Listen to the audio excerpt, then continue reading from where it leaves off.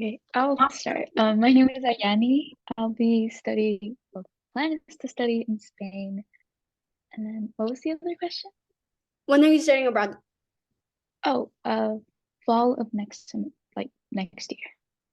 Awesome. I studied in Granada too. Oh,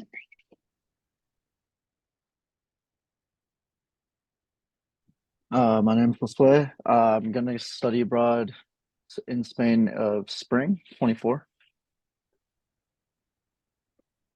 So, Hello, my name is Amber. I actually don't know what I'm studying abroad. I applied to Japan one. They didn't give me a notification yet, so yeah.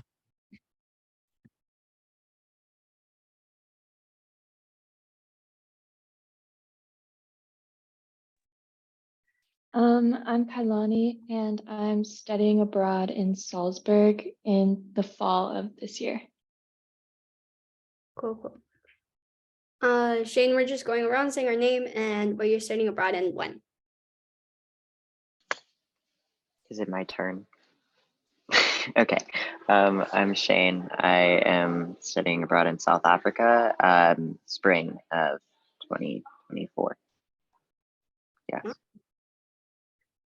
Okay, well, I have a PowerPoint about Gilman scholarship, so we'll just go through it. There's a couple stats on there that are probably outdated, so we'll just ignore those.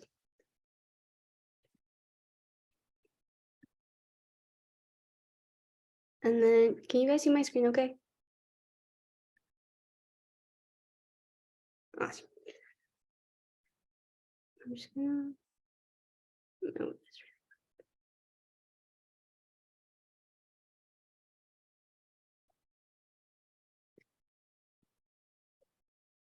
So the Gilman scholarship is actually, I don't think this was useful. There we go. So these stats are probably a little outdated. But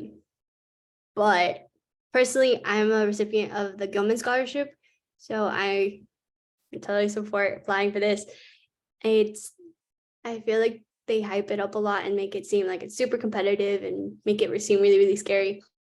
It's not. It's actually probably easier than some of the other scholarships that I've applied for. So please don't be discouraged and apply, but do try to get it in early. And the Study Abroad office has a lot of resources that you guys can use. I can help you guys. I'm available so you guys can set up an appointment with me and we can look over your application one-on-one. And then there is also a person that works at the Study Abroad office. Her name is Kara Hirsch, and she actually has reviewed applications for Gilman. So she is a great resource and she knows what they're looking for and what you should emphasize and stuff. You can win up to $5,000 for fall, spring, summer, winter, or anytime during the academic year. So it's a really good sum of money that can make a difference for everyone. They also have different scholarships like this one, the Critical Need Language Award. So if you guys speak any of these languages, feel free to apply for this scholarship as well.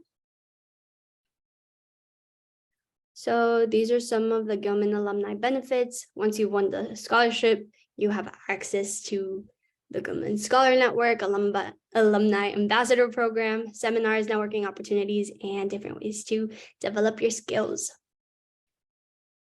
Now let's talk about eligibility. So to be eligible for the Gilman Scholarship, you need to be a U.S. citizen, undergraduate student, and receive the federal Pell Grant. Do you guys know what the federal Pell Grant is? Yes, awesome. If you don't know, you go to your student invoice. They sent out a email not that long ago. Click on it, and at the very bottom, sometimes it shows up in the little gray box. It should say federal Pell Grant. That one, you need that. And you need to be in the country or travel advisory level 1 or 2. This is referring to COVID. So when I went, I studied abroad my sophomore year for Granada during the fall. And we had just come back to school and I won the Gilman scholarship, but I wasn't able to actually receive it because Spain was still at a level 3. and then needed to go down for a level 2 by a certain deadline, and it didn't. So unfortunately, I didn't get the money, but I do know how to get the scholarship. And there's no minimum length requirement. So there will be a couple short essay questions, but it can be as short as you want it to be, I guess, as long as you feel comfortable and that you shared whatever you needed to.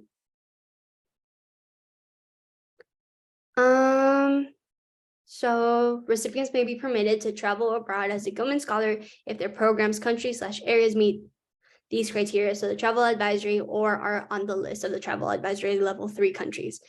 So I doubt any of your guys' countries are on level 3, but if they are, you can just check and see if it's approved.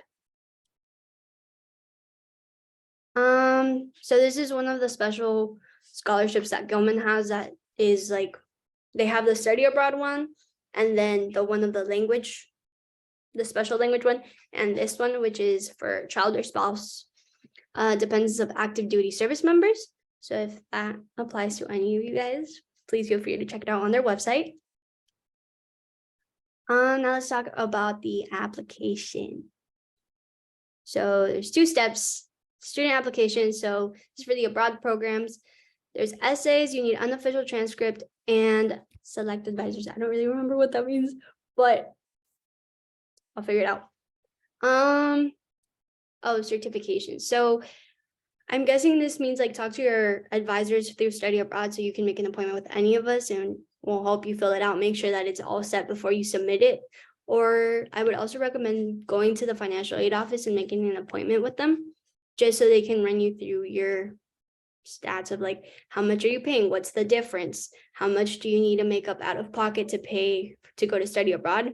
And if you do have to pay something, then I would set up a no net payment plan so you don't have to pay like a sum of money right off the bat. And then they can help you set that up as well. So for the first essay, there's a maximum of 7,000 characters. I didn't write nearly as much, so don't worry about it. So you're gonna need a statement of purpose. So like, what are your goals? How does like this program help you satisfy those goals? So for example, I am a double major for marketing and Spanish, and I was traveling to Granada. So to graduate on time, I wouldn't have been able to do that if I didn't go to Spain to have those credits double as core credits and as credits for my Spanish degree. So I wrote that. Professional, I want to work for a big company that has a big impact on Latin America specifically, or Spanish speaking countries. And I did an internship while I was abroad. So I mentioned that and how I would gain experience, professional experience through that. And then personal, overall, you guys, I think most of you are going to be living with or some of you are going to be living with a host family. So what experiences have you had that help you adapt to those circumstances? Because they're pretty peculiar. So if you can write about that, like that'd be nice. And then challenges. What challenges have you faced? How have you overcome them? And like what makes you stand out? Okay, so I kind of skipped to this, but when you're writing this one, a couple questions that you could ask yourself is like program and goals, your country and goals. There's a question somewhere in here of like how to represent an American, and that one had me stuck, but it's pretty easy after you kind of understand it. It's just worded weird. How will you be academically successful? So like what, I guess, how are you successful studying here and how do you plan to implement that when you're abroad? And they want to hear specific examples and kind of, I mean, they can't talk to you and they're just looking at a piece of paper. So try to expand and really give them specific examples of what you do and what you've done and how you plan to take like what you know and take it to where you're going. And how will this impact your future? So if you study abroad, what are you planning to get from it?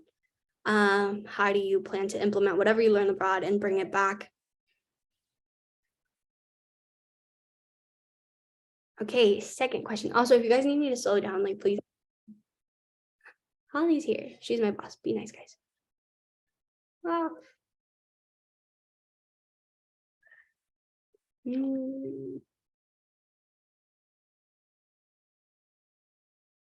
isn't my mouse working?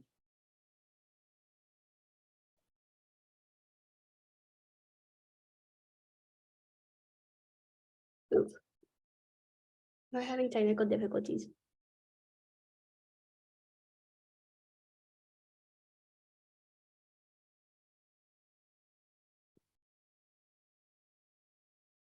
There we go.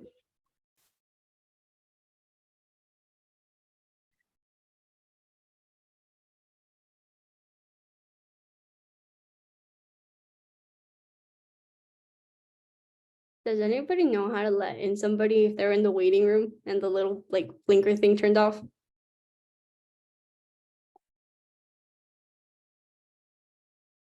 No.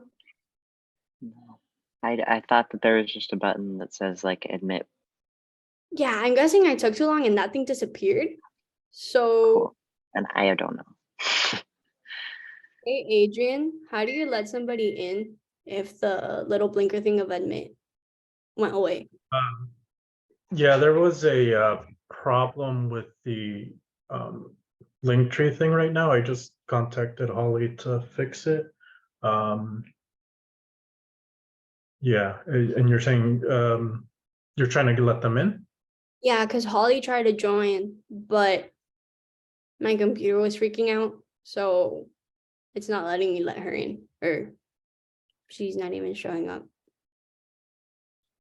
I mean, she has admin command. If she, I'll message her right now if you want to keep All going right, with that. thank you. Anyways, back to our scheduled programming.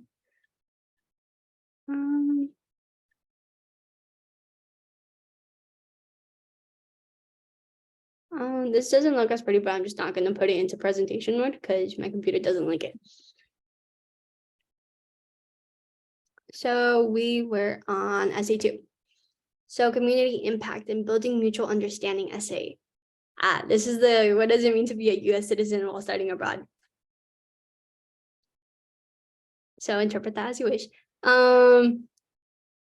Basically, like how, like being understanding of cultural differences and how are you going to, I guess, try to embrace other cultures. So like I said, instead of expecting other people to speak English, like doing your best to speak whatever language they speak where you're going. So for example, for me, it was speaking Spanish for the entirety of it, or as much as I could, instead of English, and adapting to their cultures instead of them expecting them to adapt to mine. Like, especially at home, they had certain hours to eat, so making sure that I was there, and if I wasn't able to make it for a certain time, letting them know and just being respectful of their cultural norms. How will you seek opportunities to be culturally engaged? So how are you going to push yourself out of your comfort zone and make sure that you are embracing their culture and learning as much as you can from them and really taking that in? So going to local coffee shops or going to certain events, like in the spring in Granada, they have Semana Santa. So participating in all of that. Or while I was there, they had the lighting of the tree in the plaza. So attending certain cultural events, I went to family parties with my host family, things like that. And then seeking opportunities to have meaningful interactions. Again, if you're living with a host family, you can get as close as you want. Personally, I was really close with my host family and I loved it. At school, participating, just getting out more, I guess. There we go. How do you articulate how you will represent the U.S. as a citizen diplomat while abroad? Do you explain how you will contribute to the goal of building mutual understanding? And discuss how you will look for opportunities to build meaningful relationships and become more culturally engaged. And then lastly, community impact follow-on service project proposal. So being an effective citizen diplomat while abroad, how will you give back by inspiring others to study abroad on campus or in home, at the home community, and then you have to design and plan for action. So for me, I'm part of the LSU board. So I said that once I came back, Latinos are one of the minorities that don't study abroad often. So I said that I'd promote studying abroad when I came back because I have a platform to do so. Actually, working at the study abroad office was not one of my plans when I went abroad, but here I am. So I'm doing that. I love it. Also, guys, if you guys ever want to apply, like, highly recommend. But what platforms do you guys have on campus where you could promote studying abroad for anybody? And this is kind of just, they want to know that you won't take the experience for granted, and that when you come back, you'll share what you learned with others and continue to implement everything that you learned in your daily life once you come back. I don't know if you guys are part of like a community or at church, or it literally could be anything as long as it's meaningful to you and you're sharing why studying abroad is important and what it meant to you. And then once you figure that out, you make a plan of action and you let them know what's your audience, what do you need, what are you going to create, a PowerPoint, pictures, are you going to create a scrapbook, are you going to share that, and then what would your like timeline look like roughly. There you go. Is it feasible? Do you have a detailed plan? How would you incorporate your study abroad experience into your project? Do you have intended audience?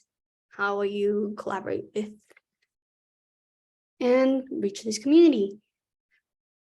Oh, and then this one's for another one. Would anybody be interested in the Critical Need Language Award? Just by show of hands, yes or no? Yes, okay, I see a hand.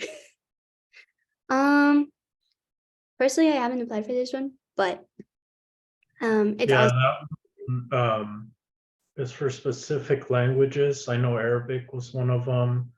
I think I can pull up the slide that has them, and then you can let us know if any of those. Yeah, so if you know any of these languages, there's a separate award that can be given to you. And does it go into detail? Yeah, and then so you have to know the language or study the language, and also it has to be in a program that's for the critical language one. So you couldn't say you couldn't go to like the UK and no Korean, like that wouldn't apply. You said you were applying to go to Japan, right?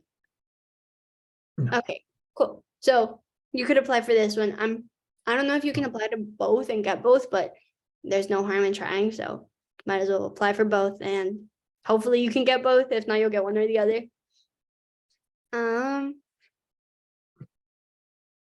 For you, I'd recommend making a personal study abroad appointment. You can do that just by going into the website UP Study Abroad, and then you can click one of us. And then we can look into your scenario a little bit more specific and help you with the essay. So is it a critical need language? Yes, it is. And then it would be, since you're going to Japan, and it's Japanese. And it would be very similar to the first essay for the Gilman scholarship. So you could even reuse that for both applications. And this is the selection criteria. Deadlines and timelines, this is important. So there's an October deadline. They open in mid-August and then they close around the first week of October. So for those starting in the spring of next year, you guys could reapply. If you apply to this one and don't get it, you have another chance. If you guys are starting in the fall, then you can't miss this March deadline. So the applications are open now and they close March 7th. I would try to get those in earlier. As I mentioned before on Handshake, I don't know if any of you guys have made an appointment with the Career Center, but in that option, you can choose to make an appointment with Cara Hirsch. And she was the one that works at the study abroad office and has reviewed for Gilman. So I would meet with her, but I wouldn't meet with her without like having anything. I would meet with one of the study abroad student assistants first, once you have a rough draft, or we can help you brainstorm or put something on paper. But the meeting with her is more to finalize and just make sure that it's like good to go. You're ready to turn it in. And then she'll let you know if you should emphasize things here and there. Yeah, and don't be shy about that. I think when I was doing mine, I had her check my essay like 5 or 6 times, and she was okay with it. Yeah, so yeah, don't be afraid to go in there. She's super sweet. So here are some of the tips. Create a compelling story that ties your past, present, and future to highlight the impact the scholarship will have on you. Start the application early, be your truest self, and have confidence that you are worthy. Trust me, guys, you guys can do it. For your follow-on service project, think about your community and local schools. So I guess like, is there a club at UP that you have ties to that you could, like, even just presenting at one of those, I think is a pretty good option. And that's about it. The rest is just like promo. Do you guys have any questions, comments, concerns?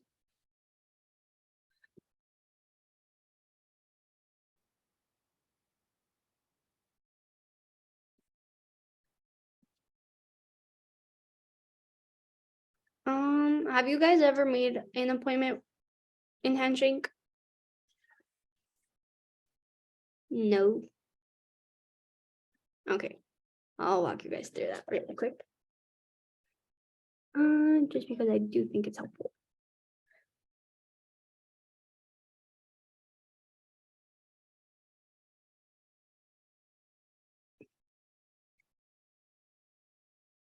All right, can you guys see my screen? Perfect. So you can go to the Career Center. And you just look up a Handshake online. And hopefully all of you guys have an account. If not, you need to make an account, use your UP email. And let's backtrack. Go to Handshake and you click on Career Center. And once you're there, you go to appointments and you schedule a new appointment.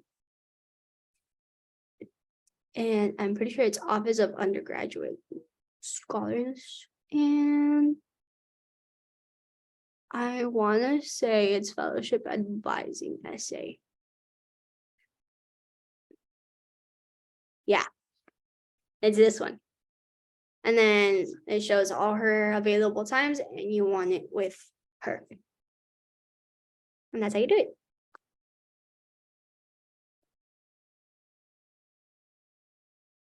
Do you guys have any questions?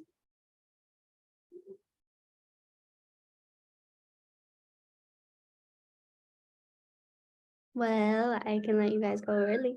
I won't go the whole hour though. If you guys want to make an appointment with me or Adrian, and there's Kat and Jeff or Holly. Holly's our boss. You can go to the Study Abroad website. Do you guys know how to make an appointment with student assistants? Yes? No? Maybe so. Okay, cool. Well, yeah, then you can just select one of us and we can walk you through the whole process. We can brainstorm whatever you guys find useful. Awesome. Well, thank you for joining.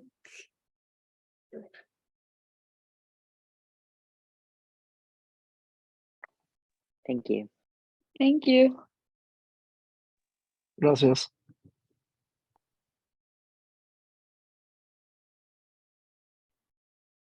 Did you turn off the recording? Did you No. record? Yes, I'm recording. There we go.